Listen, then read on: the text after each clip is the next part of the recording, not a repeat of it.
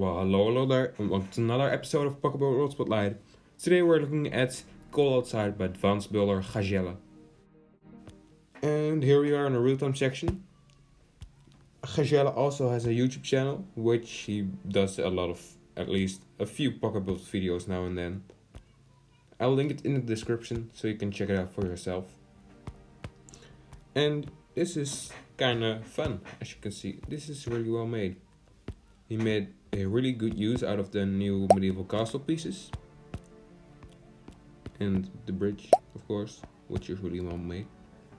Even though I think those towers here look a bit random. And I think you could have gone for brown grass instead of green grass. That's pretty much all negative things I could possibly say about this creation, so yeah. The castle is of course quite awesome looking, and I want to see, how did you do... Oh, it's just terrain under here. Interesting. So he must have first built the castle walls on this layer, then built another layer of terrain, and left a gap for the staircase here. Then he built this wall around it and the castle. That's quite an interesting way of building things. And here we have a little sheep farm and a few horses, making good use of the new animal house pieces. A windmill and a big house. I really don't know what to call it.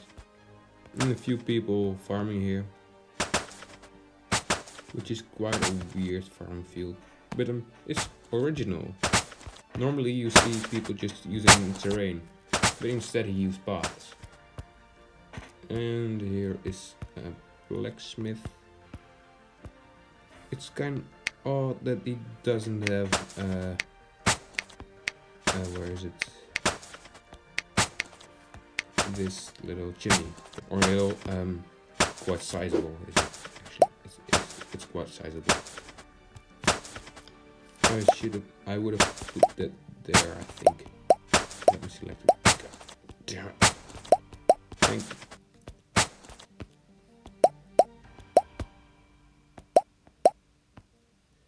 you. Move that up. Like. Let me select it. Thank you. And moving on, we have a little church here, which kinda looks weird with its tower here.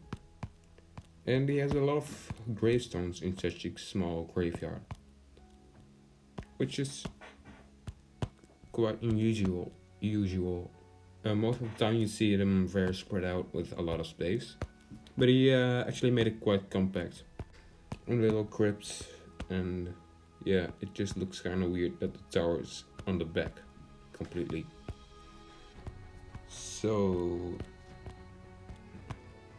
let's move on. Here's a little thing for the knights to battle. I don't know the name for it, but it's for dueling knights, I guess. So you can put down 2 horses. Stand still, please. You too. And you could put, for example, knight 2 on here, and mount horse, please. Thank you. Yes. And then knights. Oh, I didn't mean to place you. Die. Thank you. You can have them dueling here. And you could put people here on the stands, for example the king and such, but you would actually need something for them to stand on, because right now they are in the ground, or in the stands, I mean. And here's a little the rest of the town, which with some rocks and a little path going through a rock, which looks quite nice. And also, I think you did a pretty good job on the cliff edges. It's kind of unfortunate that the snowy cliff edges have those orange sides, or cliffs, I mean.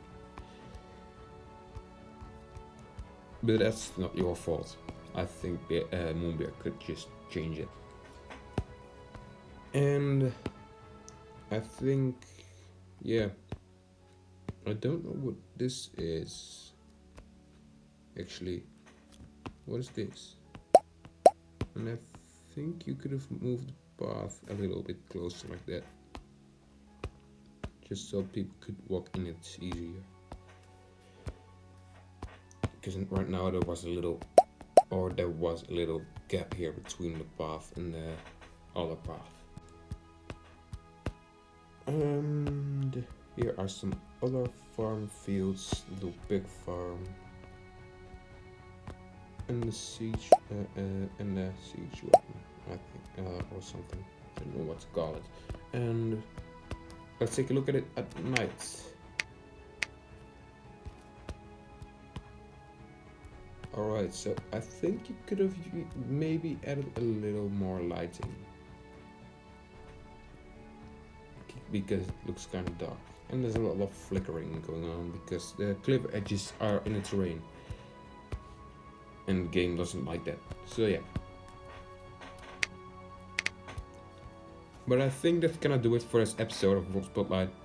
I'll see you later. Bye.